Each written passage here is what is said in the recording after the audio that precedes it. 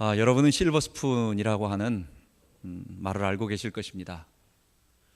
영어 수거에서 실버, 영어 관용어에서 실버 스푼이라는 말은 born with a silver spoon in one's mouth라고 해가지고 태어날 때 입에 은수저를 물고 태어났다라고 하는 표현입니다. 이 말은 뭘 의미하는 것입니까? 아주 부잣집에 부유한 가정에 태어났다는 거예요. 나무 수저도 못 물고 태어난 우리는 은수저 물고 태어난 사람들을 보면 어떻게 생각합니까? 굉장히 부럽죠. 왜냐하면 그 사람들 집에는 부족한 게 하나도 없기 때문에, 부족과 결핍이 없기 때문에, 자기들이 원하는 걸 다 할 수 있기 때문에 그런 것 같습니다. 제가 초등학교 다닐 때는 짜장면이 그렇게 먹고 싶었어요. 우리 운동회라든지 아니면 졸업식 때 1년에 한 두어 번만 중국집에 가가지고 짜장면, 지금 생각해보면 한 500원 정도밖에 안 됐던 것 같은데 그때 그것이 그렇게 먹고 싶었어요. 그래서 은수저는 고사하고 짜장면집 아들만으로 태어났어도 얼마나 좋았을까 하는 그런 생각도 해본 적이 있습니다. 여러분, 우리가 결핍된 이 세상에서 태어나기 때문에 우리가 생각하고 있는 천국과 에덴 동산은 결핍과 부족이 없는 풍족한 것, 마치 부잣집에 어떤 창고 같은 모든 것이 다 있어가지고 내가 하고 싶은 걸 뭐든지 할 수 있는 그곳, 마치 그곳이 우리가 처음에 있었던 에덴이요, 그리고 우리가 돌아가야 할 천국이요, 앞으로 미래에 만나게 될 하나님 나라인 그 천국의 모습으로 생각을 합니다. 그런데 천국의 비밀은, 에덴 동산의 비밀은 거기에 있는 게 아닙니다. 에덴 동산의 비밀은 다 가지고 있고 물질이 풍족해가지고 막 차고 넘치기 때문에 풍부한 게 아니에요. 여러분, 그렇다고 한다면, 아마 외국에서 본다고 한다면, 어디 가난한 작은 나라에서 본다면 우리 미국처럼 정말 먹는 게 풍족하고 먹다가 남아가지고 음식을 막 버리는 나라는 아마 미국밖에 없을 것입니다. 세상에 물질이 아주 풍족한 부잣집 아들들, 정말 재벌 아들들, 이런 사람들은 천국에 사는 것처럼 느껴질 것입니다. 에덴 동산과 천국의 비밀은 거기 있는 게 아니에요. 에덴 동산의 비밀은 소유가 많고 물질이 풍부해가지고 그게 아니에요. 하나님이 인간과 함께 거하시기 때문에, 하나님이 사람과 함께 거하시기 때문에 그곳이 에덴 동산이 되었고, 그 결과 우리들에게 부족이 없고 결핍이 없는 거예요. 에덴 동산에서 쫓겨난 인간, 어디로 가게 됐습니까? 에덴의 동쪽으로 가게 되었습니다. 그래서 신할 평지를 만나서 바벨이라고 하는 곳에 큰 성을 쌓게 됩니다. 그리하여 오늘날 말하는 바벨론이 된 것입니다. 에덴 동산에 있었던 하나님과 함께하는 삶을 뭐라고 말합니까? 그걸 생명이라고 말해요.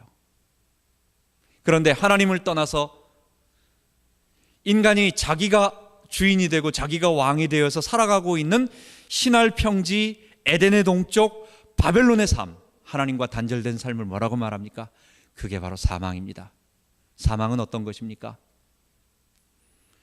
하나님과의 관계가 단절됨으로 말미암아 모든 결핍이 우리에게 와서 갈등과 아픔이 있고 상처가 있고, 그리고 결국은 그게 뭡니까? 한마디로 말한다면 사망에 잡혀 있는 그런 삶인 것입니다. 성경은 이 두 가지를 얘기하면서 거기서 끝내지 않아요.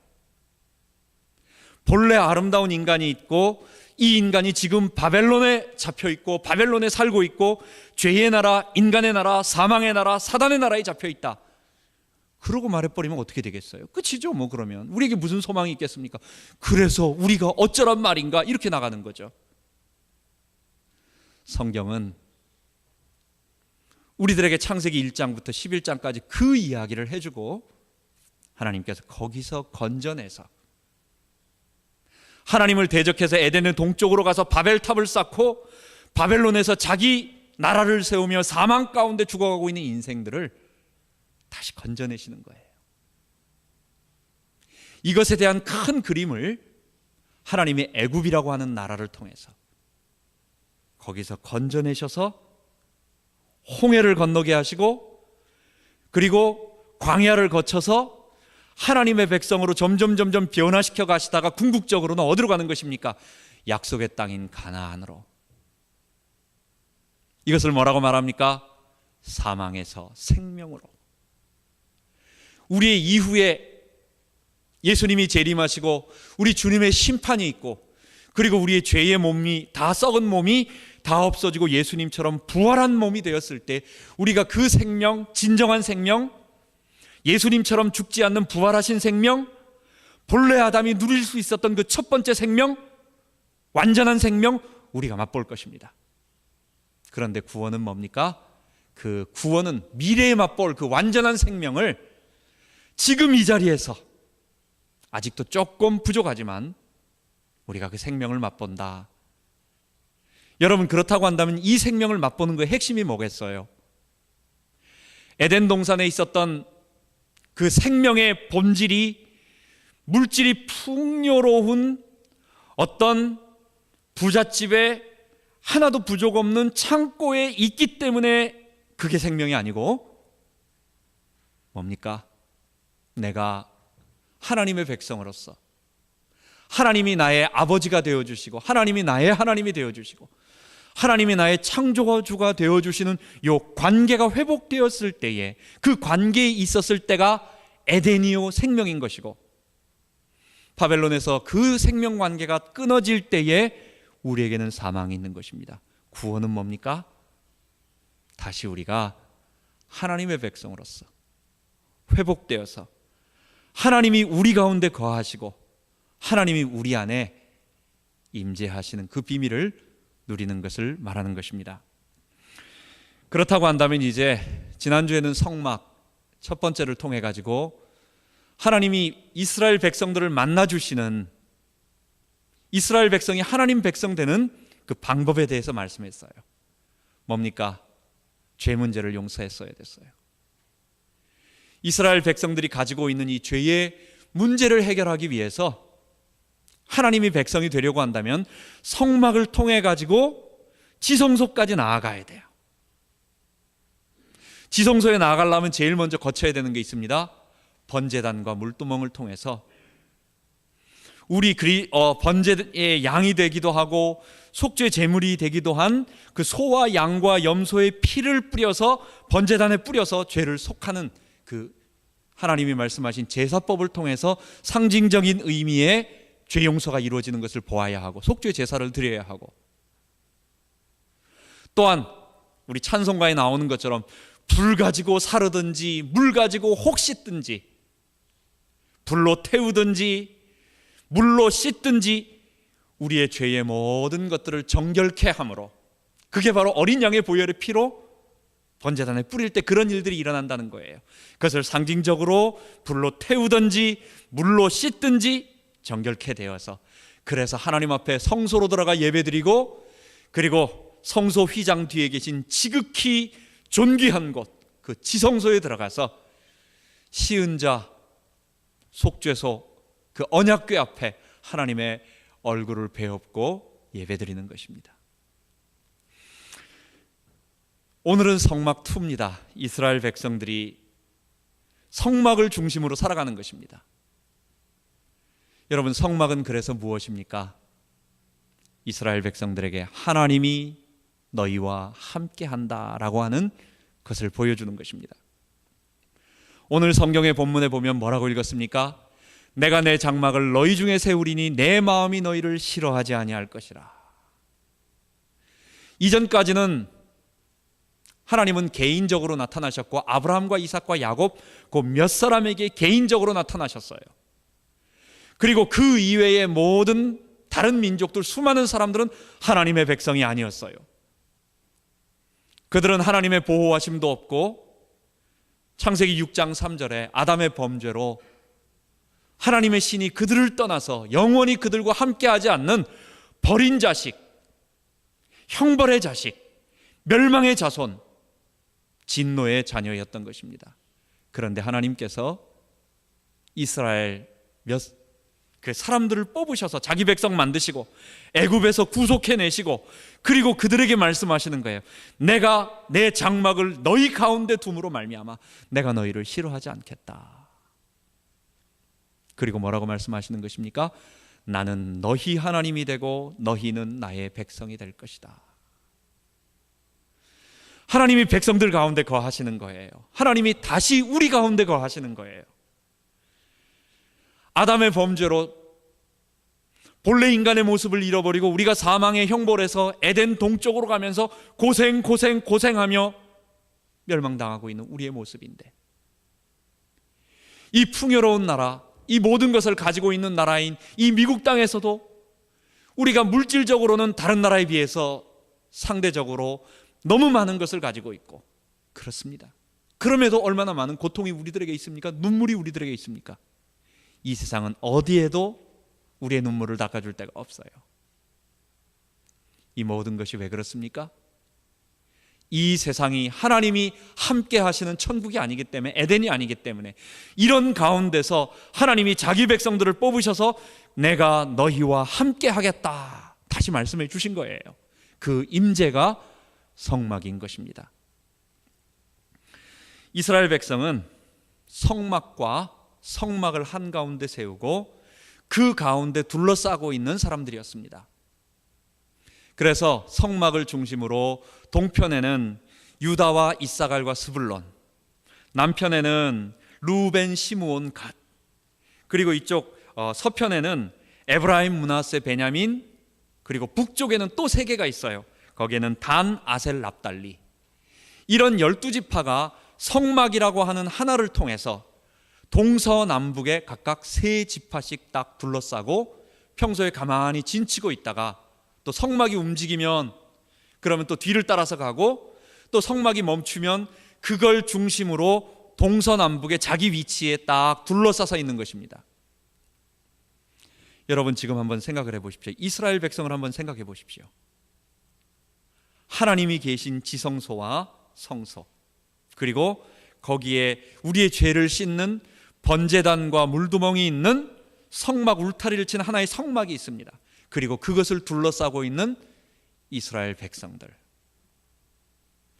여러분, 하나님께서 이스라엘 백성 가운데 거하셔서 하나님이 그들의 하나님이 되고 하나님이 이스라엘 백성의 주인이 되어주시고 하나님이 이스라엘 백성을 통치하는 그들의 아버지가 되어주신다라고 하는 것을 보여주시는 것입니다. 이 성막은 이제 얼마 안 있어서 다시 성전으로 바뀌게 됩니다. 이스라엘이 광야에 있을 때는 움직이는 이동 중이었기 때문에 아직 가나안 땅에 들어가서 정착한 것이 아니었습니다. 그래서 하나님이 이제 움직여야 되겠다라고 해서 구름 기둥을 움직이시고 불 기둥으로 움직이시면 이스라엘 백성은 걸어가고 따라가는 거예요. 그러다 보니까 성막은 이동용 천막인 텐트인 것입니다. 그런데 이스라엘이 이제 어느 정도 가나안을 정복하고 여호수아를 통해서 가나안을 정복하게 되고, 그 다음에 어느 정도 있다가 사무엘, 그 다음에 다윗, 사울, 다윗을 통해서 온 가나안 땅을 정복하고 그 다음에 북쪽과 남쪽에 있는 이런 지경을 넓히고 난 다음에 왕국을 형성하게 됩니다. 그리고 나서 다윗이 하나님 앞에 이야기를 하는 것입니다. 나단 선지자에게 얘기하는 것입니다. 나는 백향목, 아주 최고 좋은 나무죠. 나는 백향목으로 만든 궁에 거하고 있거늘 여호와의 언약궤는 휘장 중에 겨우 이동용, 그러다 보니까 초라하다 이거죠. 그 초라한 장막에 있습니다. 내가 여호와를 위하여 성전을 짓고 싶습니다. 이스라엘 왕 중에서 가장 뛰어난 왕 누구라고 합니까, 여러분? 다윗 왕입니다.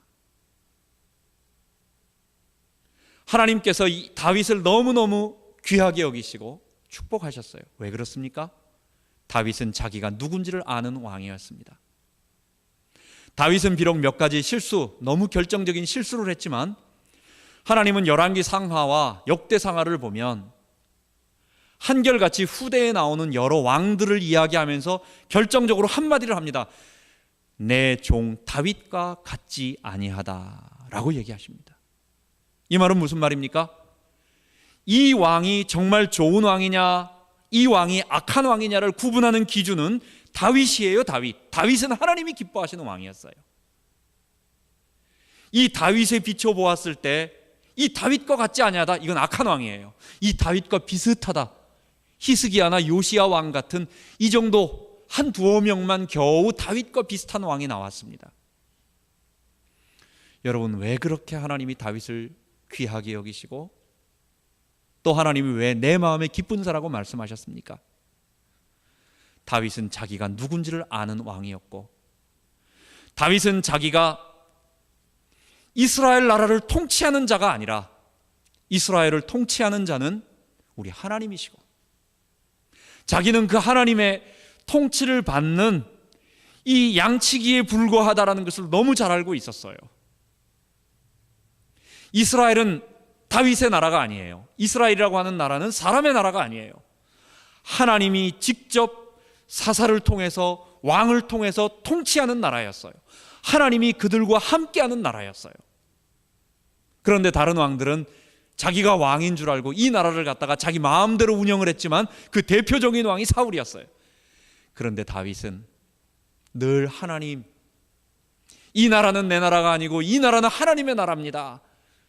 이 나라를 통치하시는 이는 하나님이시고 나는 잠시 하나님이 맡겨주신 나라를 관리하고 있는 것뿐입니다를 너무도 잘 아는 것이었어요. 그런 마음을 갖고 있는 다윗이 내가 여호와의 성전을 짓겠습니다 라고 말할 때 하나님께서 나단 선지자에게 말씀하십니다.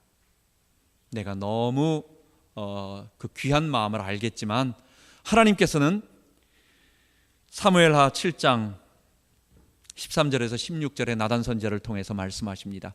너가 성전을 짓지 말고 너의 아들이 성전을 지을 것이다 라고 말하면서 나단을 통해서 예언을 해주십니다. 저가 내 이름을 위하여 집을 건축할 것이요 나는 그 나라와 나라 위를 영원히 견고케 하리라. 나는 그 아비가 되고 그는 내 아들이 되리니 내 집과 내 나라가 내 앞에서 영원히 보존되고 내 위가 영원히 견고하리라 하셨다 하라. 이렇게 나단 선지자를 통해서 말씀하여 주시는 것입니다. 여러분이 나단 선지자의 예언을 가만 보면 하나님은 다윗에게 세 가지를 말씀하고 계십니다. 그 첫 번째가 다윗의 아들이 성전을 건축할 것이다. 두 번째는 다윗의 아들이 하나님의 아들이라, 저는 내 아들이라 불리울 것이라고 얘기하고 있고, 세 번째는 다윗의 아들의 나라는 영원할 것이다 라고 얘기하고 있습니다. 이스라엘에 하나님이 함께 하시는 텐트인 이동역 천막인 그 성막에 하나님이 거하셨고 그들을 하나님 백성 삼아주셨습니다. 이스라엘 백성은 그리고 솔로몬 성전을 통해서 짓고 그 다음에 그 성전을 둘러싸고 있는 뭡니까? 성이죠, 성. 이건 이동하지 않기 때문에 성벽을 쌓았어요. 그래서 예루살렘 성 안에서, 또 바깥에 사는 사람도 있겠지만 성전을 중심으로 그 울타리 살아가는 사람들, 예루살렘 성 그 안에서 하나님을 섬기며 하나님 백성으로 살아가는 사람들이 있었습니다. 그런데 하나님은 나단 선지자를 통해서 이제 그런 얘기를 해주시는 것입니다. 다윗의 아들이 성전을 지을 것이고 다윗의 아들은 내 아들, 하나님의 아들이라 말할 것이고, 세 번째 그 다윗의 아들의 나라는 영원한 나라가 될 것이다. 이렇게 얘기하는 것입니다. 여러분, 그렇다고 한다면 세 번째, 이 예언에서, 이 성전 예언에서 그 다윗의 아들과 그가 지을 성전은 무엇이냐라고 말하는 것입니다. 유대인들은 처음에 그것이 다윗의 아들은 솔로몬이었고 가깝게는 솔로몬이었어요. 그리고 그가 지을 성전은 솔로몬 성전이었어요. 그래서 그 사람들은 생각을 했습니다. 우리나라는 하나님이 분명히 말씀하여 주셨다. 다윗의 아들인 솔로몬과 그가 지은 이 성전이 있기 때문에 다윗의 아들의 나라, 다윗의 직계 혈통, 유다 지파, 다윗의 직계 자손으로 태어난 그 사람들은 그 사람이 왕으로 있는 한 절대로 나라는 망하지 않는다, 이렇게 생각을 한 거예요. 근데 어떻게 됐습니까? 남쪽 유다는 20명의 왕이 지난 다음에 망해버린 것입니다. 그래서 BC 586년 바벨론 왕에 의해 가지고 예루살렘 성전이 완전히 무너지고 돌 위에 돌 하나까지 남지 않게 되었어요. 완전히 다 무너지게 되었어요.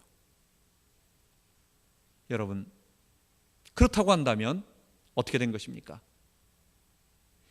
이스라엘 지금 유대인들은 솔로몬이 세운 성전이 무너졌다고 한다면, 그러면 다윗에게 말한 그 성전은 솔로몬 성전이 아니었네.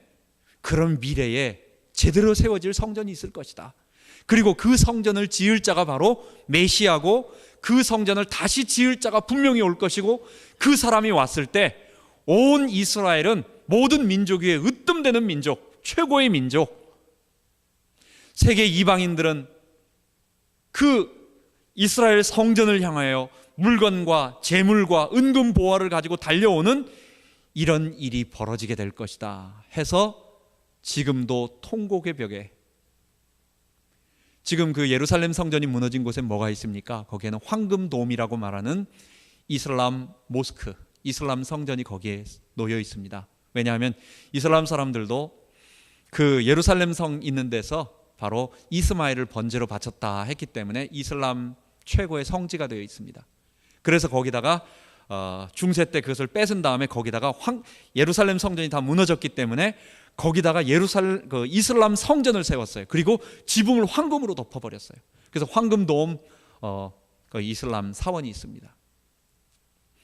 그러니 유대인들은 어떻게 생각합니까? 통곡의 벽, 그 하나 남은 통곡의 벽에서 그 황금돔으로 되어 있는 이슬람 성전을 바라보면서, 하나님, 다윗에게 약속하신 이 성전을 다시 회복할 분이 누굽니까? 저 멸망에 가증한 저 이슬람 사원이 무너지고 언제 하나님이 예루살렘 성전을 회복시켜 주시겠습니까? 이스라엘 사람들은, 유대인들은 그 성전을 무너지고 거기에다가 실제로 예루살렘 성전을 세울 때에 그것을 세울 수 있는 정치 지도자, 리더가 바로 메시아고 그리스도예요. 그때 온 세상은 이스라엘을 섬기는 나라가 될 것이고, 이스라엘은 하나님이 약속한 최고의 나라가 될 것이다라고 지금도 기다리고 있는 것입니다. 여러분, 만약에 이스라엘이 그 황금돔을 무너뜨리고 그리고 거기다가 막 전쟁을 한다고 생각해 보십시오. 아마 온 이슬람 세계가 아마 전쟁이 일어나게 될 것입니다. 아마 그거는 보통 문제가 일어나지 않을 거예요. 그런데 여러분, 성경은 우리들에게 뭐라고 말합니까? 다윗이 말한 그 성전이, 그게 바로 우리 성도들이라고 말해요. 다윗이 말한, 나단 선지자를 통해서 다윗에게 예언했던 다윗의 아들이 지을 성전, 다윗의 아들이 그 하나님의 아들이 되고 다윗의 아들의 나라, 그 성전을 지은 다윗의 아들은 바로 누구냐? 그리스도시며 그 그리스도의 나라는 영원할 것이다 라고 영적으로 해석을 하는 것입니다. 예수님께서 예루살렘 성의 마지막 이제 십자가에 달리시기 직전 일주일에 전에 예루살렘의 종료주일에 들어가십니다. 들어가셔서 제일 먼저 뭘 하십니까? 그곳에 있었던 성전에 들어가서 채찍과 노끈을 가지고 사람들을 내어 쫓습니다. 내 집은 기도하는 곳이지 장사하는 곳이 아니라고.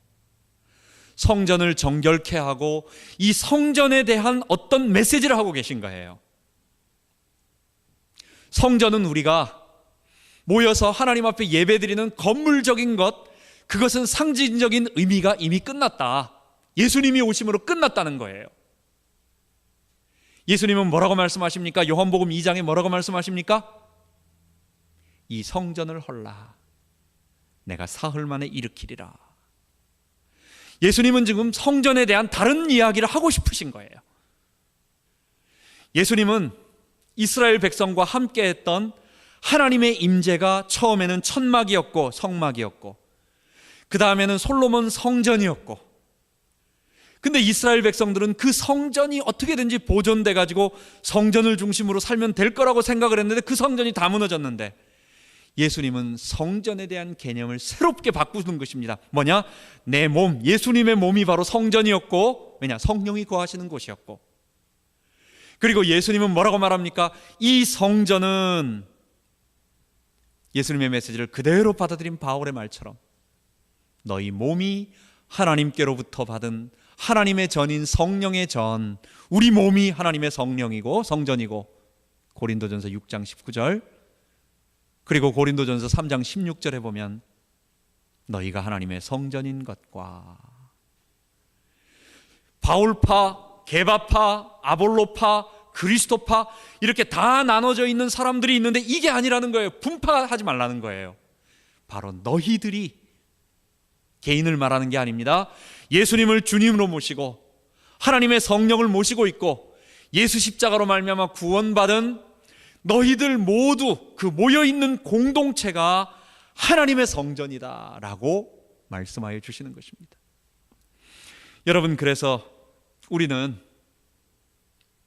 그 나단 선지자를 통해서 다윗의 아들이 성전 지을 사람이 다윗의 아들이고, 다윗의 아들이 누굽니까? 메시아 그리스도. 그래서 예수님이 오셨을 때 사람들은 다윗의 자손이요, 다윗의 자손이요 라고 얘기합니다. 그 사람들은 정말 혈통적으로 올 메시아를 기다렸지만 우리는 뭐라고 말합니까? 다윗의 혈통에서 우리 죄를 위하여 십자가를 지실 메시아 그리스도, 그분을 믿는 것입니다. 그분이 지을 성전은 뭡니까?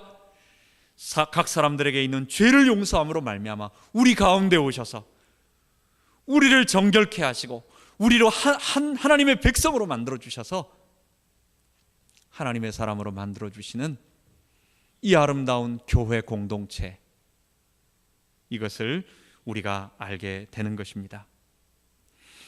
그래서 에스겔과 사도 요한의 이 성경을 본다면 바로 이 성전에 대한 계시가 오늘날 우리와 함께하고 있는 예수님을 주님으로 모시고 그를 따르고 있는 그리스도인들, 그를 따르고 있는 성도들, 그를 따르고 있는 크리스찬들 속에 성취되어진 것을 말하고 있습니다. 에스겔서 36장에 하나님께서 성령을 주셔서 이스라엘 백성들이 이전에는 하나님이 율법을 주셨는데도 그들 마음속에 굳은 마음이 있어가지고 율법을 안 지키는 거예요. 그들이 억지로 율법을 지켜나가고 지켜도 그것을 갖다가 안 지키려는 마음, 하고 싶지 않은 마음 때문에 그걸 굳은 마음이라고. 그런데 하나님의 성령이 임함으로 말미암아 그들이 즐거운 마음으로 하나님의 법을 지켜나가기 시작해요. 성령이 우리로 하여금 거룩을 사모하게 만들어요. 성령이 십자가 복음을 듣고 나서 나의 죄인됨을 인정하고 예수 그리스도의 보혈 앞에 나 자신을 회개하고 그분 앞에 나아가 그분의 주되심을 고백하며 성령이 내 안에 들어오실 때 어떤 일이 벌어집니까? 우리가 이전에는 그렇게 지키려고 해도 안 지켜지던 율법이 이제는 사랑 안에서 성령의 능력으로 넉넉히 지키는, 기쁜 마음으로 지키는, 즐거운 마음으로 지키는, 에스겔 표현처럼 부드러운 마음으로 지키는 그런 거룩한 하나님의 백성이 점점 되어가게 된 것입니다. 에스겔서 36장은 바로 하나님의 영이 말세에 임하셔서 그들이 새 언약을 붙잡고 성령으로 말미암아 새로운 사람이 되어집니다. 에스겔서 37장은 이것을 받은 사람들이 이전에는 율법을 안 지키고 하나님 백성 아니었어요. 그러니까 어떻게 됩니까? 마른 에스골 골짜기에 해골뼈처럼 다 말라빠진 죽은 사람들이었어요. 그런데 하나님의 성령이 그들을 불러 일으키시니까 그들이 점점 생기가 나서 큰 살아나게 되면서 큰 무리, 큰 군대를 이룹니다. 이런 여호와의 군대, 하나님의 백성들, 큰 무리의 공동체들을 38장 39장에는 마곡 땅에 있는 곡이라고 하는 이 이스라엘 백성들을 침범하려고 하는 악한 적그리스도의 세력이 공격해 들어옵니다. 그런데 39장에 하나님께서 그들을 다 멸하시고 이스라엘을 위기 가운데 보호해 주세요. 에스겔서 40장에서 43장까지는 하나님께서 이 구원받은 성도들이 큰 성전을 이루는 것을 보여주십니다. 그래서 성전과 예루살렘 성에 대한 큰 이 환상들을 다 보여주십니다. 그래서 성전의 모습, 지성소의 모습, 그리고 성전 기물들, 성전을 구성하고 있는 방들의 모습을 에스겔서 40장부터 43장까지 보여주시고 44장부터 46장까지는 이 성전을 중심으로 하나님 앞에 다시 예배를 드리는 새로운 예배의 모습을 보여줘요. 그래서 거룩한 제사장들이 다시 하나님 앞에 새롭게 형성되어진 예루살렘 성을 중심으로 예배를 드리기 시작합니다. 그리고 47장에는 예루살렘 성전 동쪽 문에서부터 흘러나오는 생명수의 강이 흘러나오는데, 이것이 가는 곳마다, 성전에서 흘러나오는 이 생명수의 강이 곳곳마다 흘러들어가면서 가는 곳마다 죽은 바다, 죽은 땅, 못 쓰는 땅, 소금 기둥 있는 곳을 전부 다 살려내는 생명으로 살아나게 됩니다. 48장에 이것을 중심으로 살아가고 있는 큰 무리들이 있어요. 그래서 이스라엘 12지파가 곳곳에 있는 모습을 보여주면서 맨 마지막에 38절에 에스겔서 48장 38절에 여호와 삼마, 여호와께서 그 정중앙에, 여호와께서 성전에 거기 계시더라, 여호와께서 거기 계신다, 여호와 삼마 하면서 끝나는 것입니다. 여러분, 이것을 한번 생각해 보십시오. 이스라엘 백성들은 이것을 실제로, 이스라엘 성전이 실제로 예루살렘에 성취될 것을 기다리며 그것을 기다렸을 때 온 이스라엘이 회복된다고 생각합니다. 우리는 그렇게 보지 않아요. 예수님의 십자가로 성취되어졌다고 보는 것입니다. 여호와 하나님을 중심으로 모시고, 여호와 하나님을 우리가 어떻게 섬길 수 있습니까? 어린 양의 보혈의 피로 죄 용서받고 섬기는 것입니다. 거룩해지는 것입니다.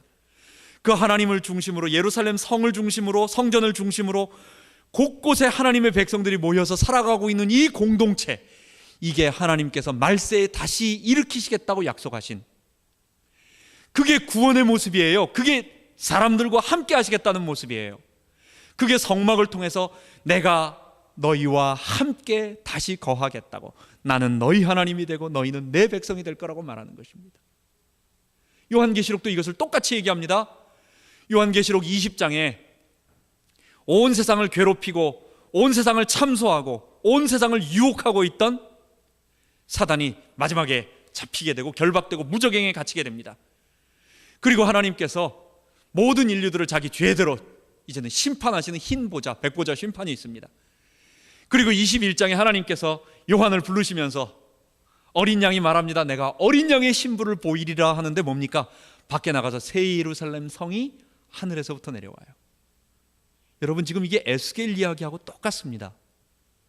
어린 양의 신부를 보여준다고 하는데 하늘에서 새 예루살렘 성이 건물로 내려옵니다. 근데 그 예루살렘, 그럼 예수님이 성하고 무슨 건물하고 결혼하시는 것입니까? 이 예루살렘 성을 가만 보니까 기초에는 12사도의 12기초가 세워져 있어요. 12개의 기초가 있고, 그 다음에 지방의 위에 문에는 12사도의 12지파의 이름이 있습니다. 뭘 말하는 것입니까? 한가운데 예루살렘 성전을 중심으로 신약 성도와 구약 성도 모두가 합쳐져 있는 이 그리스도로 말미암아 정결케 되고 거룩해 되고 주의 보혈로 말미암아 죄 용서받은, 나는 다시는 아담의 삶을 살지 않겠습니다. 나는 내가 주인 돼서 살지 않겠습니다. 나는 예수님이 날 위해 죽으신 그 보혈의 피를 믿고 나는 주의 정결한 신부로 살아가겠습니다. 그런데 예수님, 내 힘으로 살 수 없어요. 주님, 내 안에 성령으로 나와 함께 하여 주세요. 그것을 의지하는 이 거룩한 하나님의 백성들, 이 사람들은 처음에는 유대인부터 시작했어요. 구원이 거기서부터 나왔어요. 그런데 그 구원은 이제는 전 세계 모든 사람들에게 다 흩어졌습니다. 우리는 더 이상 할례를 할 필요도 없고, 우리는 더 이상 율법의 조항들을 율법 유대인처럼 지킬 필요가 없어요. 예수 앞에 나의 죄인됨을 인정하고 그분의 보혈의 피만 받아들이면, 누구든지 여호와의 이름을 부르면 구원을 얻는다고 말씀해 주셨어요. 우리가 예수의 보혈의 피로 구원받은 것입니다. 우리가 예루살렘 성 안에 들어간 것입니다.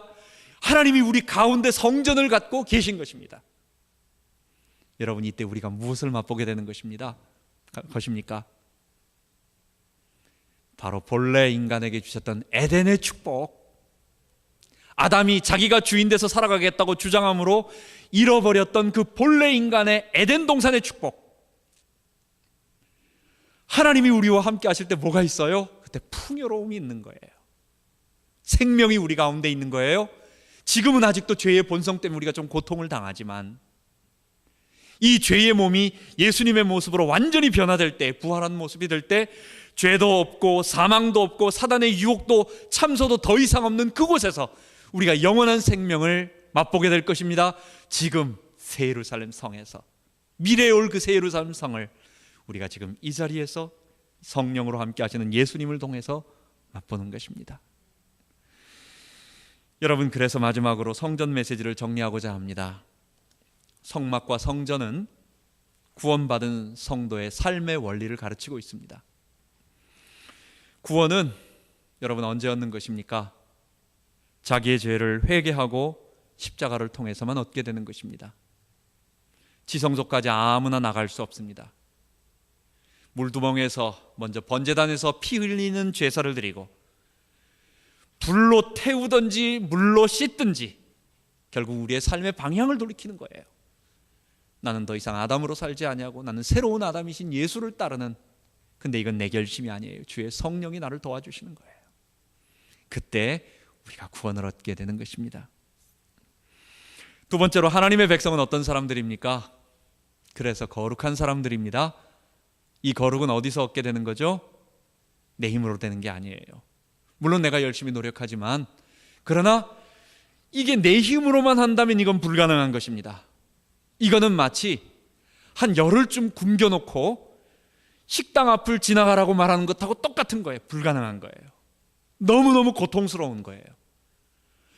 뷔페 식당을 차려놓고 아무도 안 보는데 그 다음에 열흘 동안 굶겨놓은 사람에게 이것을 먹지 말고 그냥 지나가라고 하는 것과 똑같습니다.